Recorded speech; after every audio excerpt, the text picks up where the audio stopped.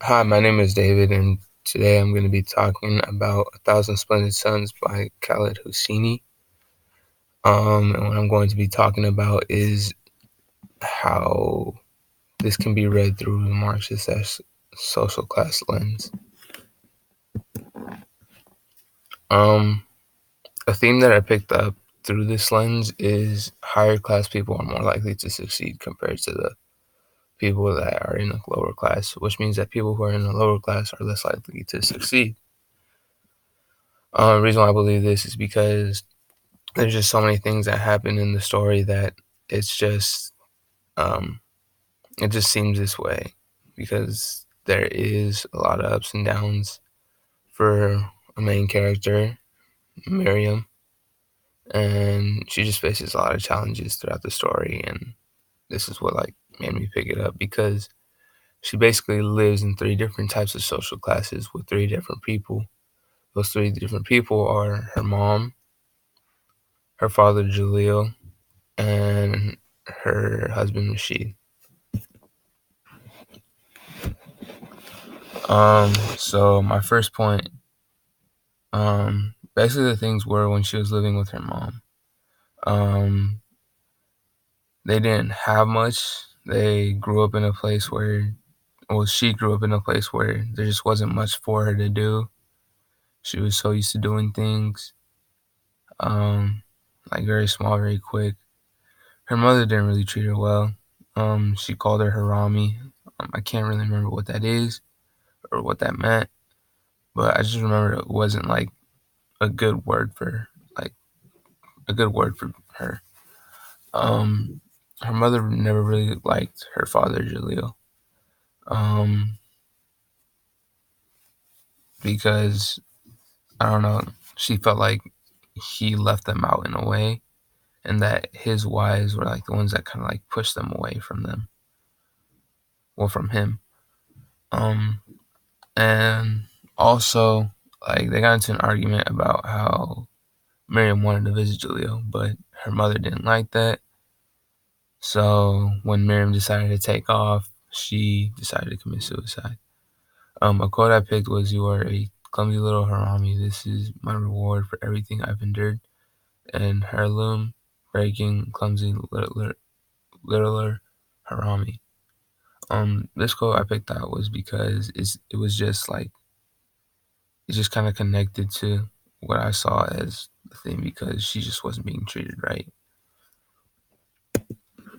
Um, how this connects to the theme is that Jaleel also didn't want her staying or visiting him because he that, kept avoiding that situation. Her mom didn't want that. The argument led to something like her mother committing suicide.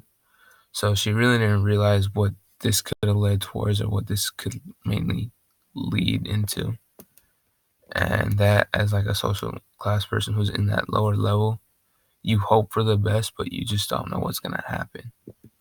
My second point was when she was living with Jaleel. So basically, how it all started off was she moved in with him because her mother died, and she didn't have nowhere else to go.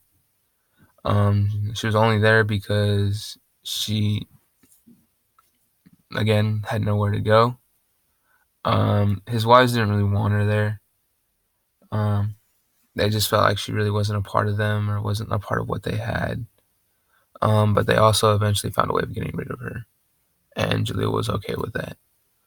And a quote I picked for that was, "Yes, but I've seen a 9-year-old girl is given to men 20 years older than your suitor, Miriam. We all have that. Or we all have, what are you, 15? That's a good solid marrying age for a girl." This just shows that, they didn't really care for her. They didn't really want her there. It just showed that whatever was done had to be done, and she just had to move on. Um, so it just kind of shows that compared to people in that household who are in that higher class, Miriam had no saying in anything whatsoever, and she basically just had to follow what they said. It also shows that even through her struggles, she seemed like she was going nowhere, and everything was just gonna go downhill for her. My third point is how she was living with Rashid. At the beginning, things were great. He felt like he could enjoy time with her. He felt like he was like treating her right and all these things. But eventually, due to like her having miscarriages, she just he just felt like they were falling apart and that things weren't gonna go the way they were.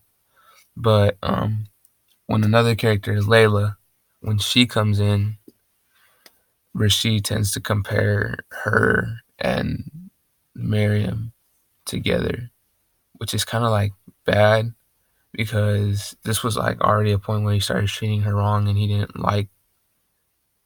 just didn't like what was going on. But a quote I picked where it was, if she were a car, she would be Volga. And this is what he was calling Miriam. So he basically was using two cars to compare one another.